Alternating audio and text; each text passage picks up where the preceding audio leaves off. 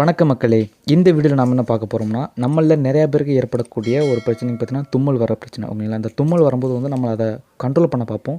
So அப்படி control பண்ணக்கூடாது. அதோட விளைவுகள் தான் பார்க்க போகிறோம். அது மட்டும் இல்லாமல் தும்மல் வரும்போது நம்ம எல்லாருமே சரி கண்ணை வந்து மூடிடுவோம். அது நம்ம பாடி கண்ட்ரோலாகவே அது ஆகிடும். நம்ம வந்து மூடுறது கிடையாது. தும்மல் வரும்போது தானாக மூடிடும். அப்படி மூடுறதுக்கு காரணம் என்ன அப்படிங்கிறத பற்றி இந்த வீடியோவில் டீட்டெயிலாக பார்க்கலாம்.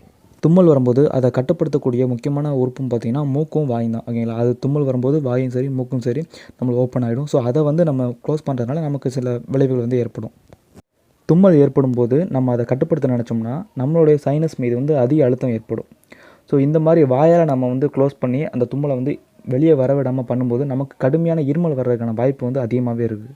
ஒரு தும்மலில் வந்து வயிற்று தசை, இந்த மார்பு தசை, அப்புறம் பார்த்தீங்கன்னா அந்த நுரையில் கீழே உள்ள தசை, நம்மளுடைய குரல் வலை அந்த தண்டு இருக்குது பார்த்தீங்களா, அதுக்கும் கீழே உள்ள தசைகள், தொண்டை பின்புற உள்ள தசைகள், கண் இமைகளோட அந்த தசைகள், இது எல்லாமே வந்து ஒரு பங்கு பெறுது. ஓகேங்களா? சாதாரணமாக வெறும் தும்மல் வந்து மூக்கில் மட்டும் போயிட்டு வர கிடையாது. இத்தனை தசையில் வந்து உள்ளடக்கி இருக்குது. நம்ம நார்மலாக வந்து ஒரு பெருமூச்சு உள்ளே இழுக்கும் போதே நல்லா ஃபீல் பண்ணலாம். இந்த முன்னுள்ள தசைகள், பின் உள்ள தசைகள், முதுகுப்புற தசைகள், இது எல்லாமே வந்து பங்கு பெறும். ஓகேங்களா?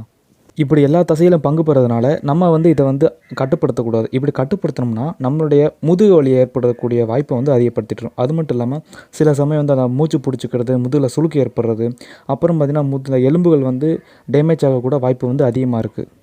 தும்மல் வர்றது வந்து ஒரு நல்ல செயல் தான். ஏன்னு பார்த்தீங்கன்னா நம்ம உடலில் இருக்கக்கூடிய அந்த கிருமிகளை வெளியேற்ற தான் இந்த மாதிரி ஒரு செயலாக வந்து வெளியேறும். ஓகேங்களா? இது வந்து அனிச்சை செயல்னு சொல்லுவாங்க. அதாவது மூளையோட கட்டுப்பாடு இல்லாமல் வந்து வரக்கூடியது. இந்த தும்மலை வந்து நம்ம கட்டுப்படுத்தினோம்னா நம்ம உடலில் வந்து எதிர்மறையான செயல்கள் வந்து உண்டாக்கும். ஓகேங்களா? சில வைரஸ்களை வந்து நம்ம உடல்லேருந்து வெளியேற்றுறதுக்கு இந்த தும்மல் வந்து உதவக்கூடியது. இந்த காது, மூக்கு, ஸோ இங்கெல்லாம் டஸ்ட்டு எதுவும் பட்டாலும் சில அலர்ஜினாலும் வந்து இந்த மாதிரி பிரச்சனைகள் வந்து ஏற்படும்.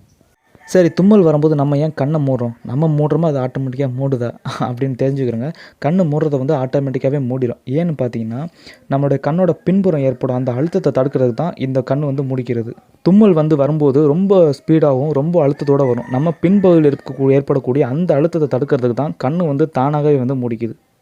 அது மட்டும் இல்லாமல் தும்மலேருந்து வரக்கூடிய அந்த திவலைகள், கிருமிகள், வைரஸ்கள் இதெல்லாம் நம்மளுடைய கண்ணில் படாமல் பாதுகாக்கிறதுக்கும் கண் வந்து அந்த மாதிரி செயலில் வந்து ஈடுபடுது.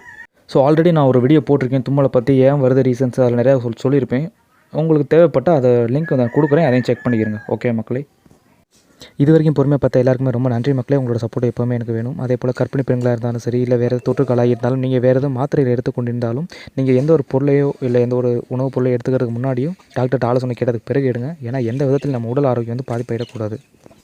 நம்ம சேனலை இது வரைக்கும் சப்ஸ்கிரைப் பண்ணாதவங்க பண்ணிக்கிறங்க. கூடவே பக்கத்தில் இருக்க பெல் பட்டனை கிளிக் பண்ணிங்கன்னா நம்ம சேனலோட நோட்டிஃபிகேஷன் உங்களுக்கு டக்கு டக்குன்னு வந்துடும். நீங்களும் வீடியோஸை டக்கு பார்த்து லைக் ஷேர் பண்ணிடலாம். உங்களுக்கு எதுவும் டிப்ஸ் வேணாலும், உங்களுக்கு எதுவும் டிப்ஸ் தெரிஞ்சிருந்தாலும் எதுவும் தவறு இருந்தால் கமெண்ட்டில் சொல்லுவோம், நிறைய பேர்ட்ட சொல்லுவோம். ஓகே மக்களே, மீண்டும் அடுத்த ஒரு வீடியோவில் சந்திக்கலாம். நன்றி, வணக்கம் மக்களே.